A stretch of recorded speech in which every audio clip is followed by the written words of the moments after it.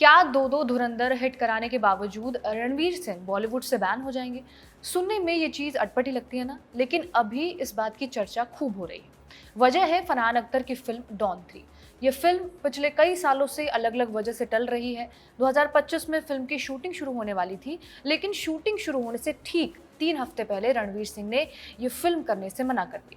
इस फिल्म से मेकर्स को 45 करोड़ का नुकसान हुआ है और इसके बाद फरहान अख्तर और उनके पार्टनर रितेश सिधवानी ने इस मामले की शिकायत federation of western India cine employees में की है।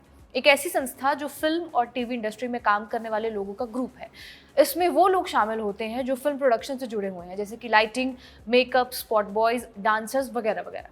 इसी फेडरेशन ने 25 मई को ये ऐलान किया है कि उनके 4 लाख से ज़्यादा मेंबर्स अब रणवीर सिंह के साथ काम नहीं करेंगे, क्योंकि उन्होंने डॉन 3 को आखिरी समय पर छोड़ दिया, जबकि इस फिल्म पर 3 साल से काम चल रहा था। इस बैन के बाद कोई भी वर्कर रणवीर सिंह की फिल्म के सेट पर पैर नहीं रखेगा। पूरा विवाद क्या है, रणवीर सिंह की ओर से क्या रिएक्शन सामने आया है और क्या धुरंधर के हिट होने की वजह से रणवीर ने यह फिल्म छोड़ी? पहले शुरुआत करते हैं फरहान अख्तर और रणवीर सिंह के फिल्म कोलैबोरेशन से। साल 2024 में डॉन 3 फिल्म का अनाउंसमेंट हुआ। फिल्म में रणवीर सिंह को डॉन का रोल मिला। प्रोमो कटा, फिल्म को लेकर जबरदस्त बस बना, लेकिन कई सालों तक फिल्म को लेकर कोई अपडेट नहीं आया। रणवीर सिंह ने फरहान अख्तर और उनके प्रोड्यूसर पार्टनर के प्रोडक्शन हाउस एक्सेल एंटरटेनमेंट के साथ 3 फिल्मों की एक बड़ी डील साइन की थी। इसमें पहली फिल्म जो थी वो डॉन 3 थी। इससे पहले भी रणवीर इसी प्रोडक्शन हाउस के साथ गली बॉय, दिल धड़कने 2 फिल्म कर चुके हैं। खैर, डॉन 3 फ्रेंचाइजी को लेकर कोई अपडेट नहीं आया। फिल्म कब आएगी, कब शूट होगी, कोई स्कूप नहीं मिला और उसके बाद खबरें तैरने लगी दिसंबर 2025 में इस बात को लेकर कि रणवीर सिंह ने डॉन 3 से एग्जिट ले लिया है। कई मीडिया रिपोर्ट्स में यह दावा किया गया कि इसके पीछे क्रिएटिव डिफरेंसेस थे और धुरंधर के हिट होने के बाद एक्टर में ये आया हुआ बदलाव है। जाहिर तौर पर धुरंधर के बाद रणवीर सिंह की मार्केट वैल्यू और ज्यादा बढ़ गई और दावा किया गया कि अब रणवीर को डॉन की फाइनल स्क्रिप्ट डायरेक्टर का विजन उतना नहीं भा रहा था। वो फिल्म में वायलेंस चाहते थे, कुछ चेंजेस चाहते थे, जिसके लिए फरहान अख्तर तैयार नहीं हुए। आखिर में यही हुआ कि बात फिल्म छोड़ने पर आ गई। हालांकि फिल्म के मेकर्स का पक्ष कुछ और ही कहता है। मेकर्स का कहना है कि फिल्म की स्क्रिप्टिंग से लेकर हर अपडेट पर रणवीर ने हामी भरी थी, इसीलिए फिल्म के लिए तगड़ा बजट भी रखा गया। फॉरेन में लोकेशंस फाइनल हुई, क्रू मेंबर्स को एडवांस पेमेंट भी दी गई और उसके बाद जब यूनिट शूट के लिए जाने ही वाली थी, तब रणवीर ने प्रोजेक्ट को छोड़ दिया।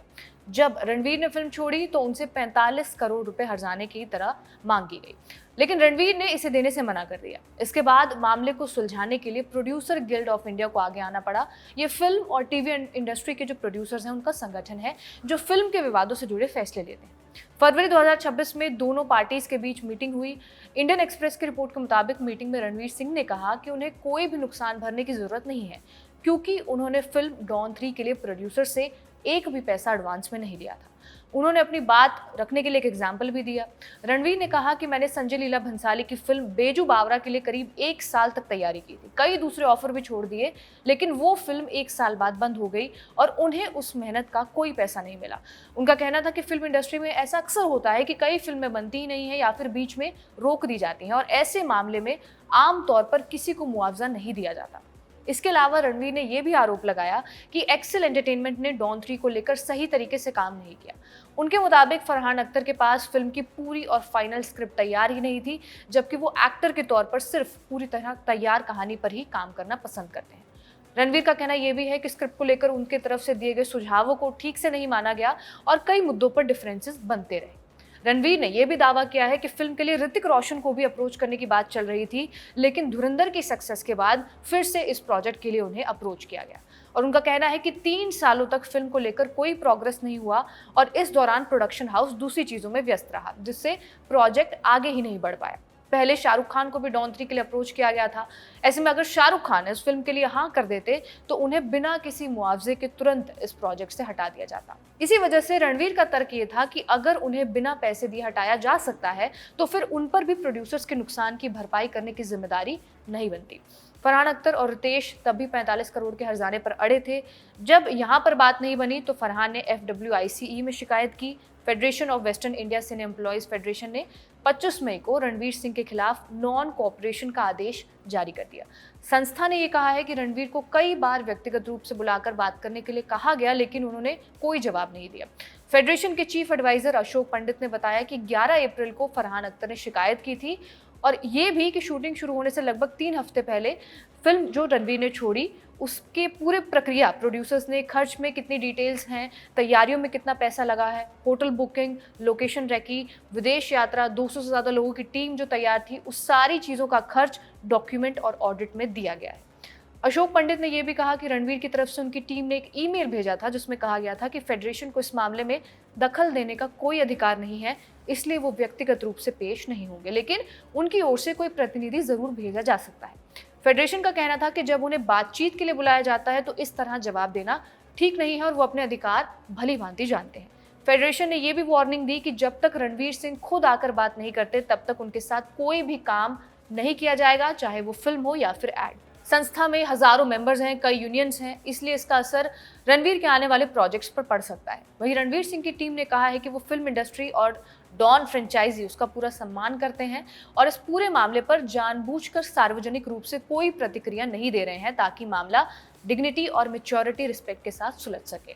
टीम का कहना था कि उन्होंने अफवाहों और अलग अलग बातों पर जवाब नहीं दिया और उनका ध्यान सिर्फ अपने काम पर है। जहां रणवीर सिंह चुप हैं, वहीं फरहान अख्तर पिछले महीने इस मुद्दे पर बात कर चुके हैं।